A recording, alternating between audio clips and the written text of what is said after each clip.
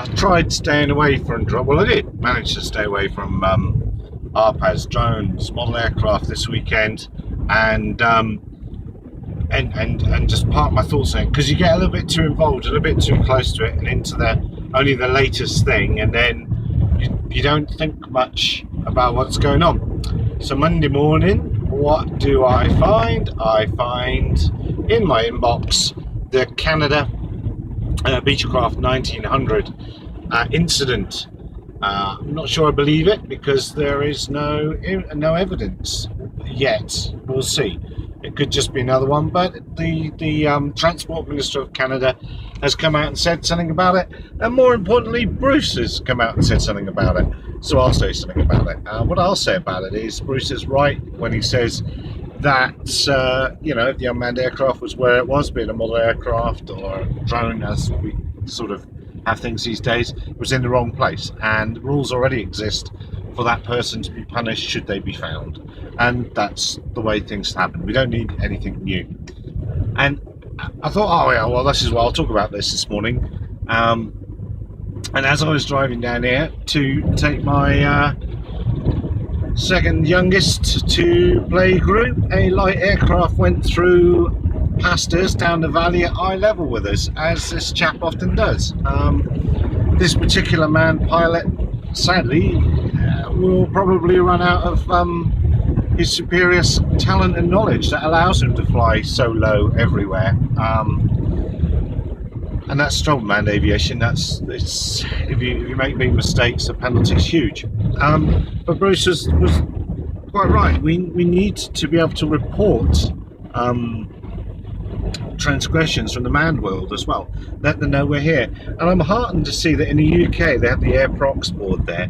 In the UK, the last 2 or 3 monthly reports have included a manned aircraft sighting by an unmanned operator, somebody operating within an OTAM or on an established model aircraft site that's had something manned rush through at low level and they've had to get out of the way.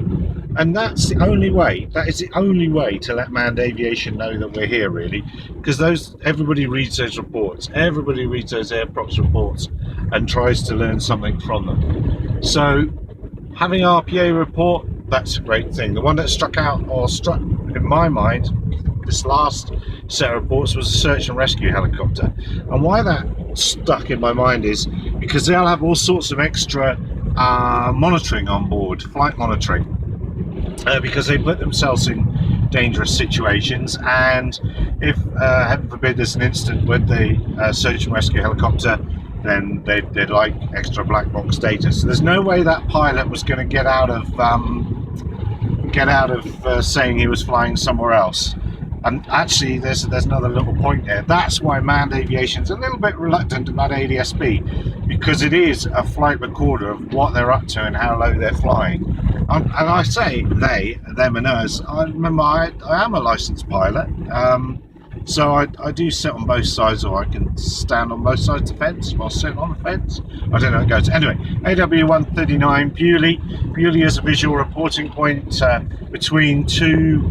It's an old disused RAF airfield in the New Forest, and it's between two busy bits of airspace, Southampton and Bournemouth, and should be marked on the chart as a model aircraft site, really, to be fair to the helicopter pilot, but he rushed through there and somebody with a Phantom had to get out of the way, and they filed a report. Manned aviation drivers will be taking note. They'll notice that they'll get dobbed in. Bruce is right. Both sides of the coin, well, both sides need to come to the party. RPA need to stay out of the way of manned aviation, and manned aviation just needs to stay up, if only for their own safety's sake. Twin engine search and rescue helicopter probably won't have a lot of problems, but single engine light aircraft like the one that whizzed through here earlier, very low level, eye level with me as I drove on the road, he hasn't got anywhere to go if the engine fails or if he runs out of talent. Anyway, my rant ends. We shall see what tomorrow brings.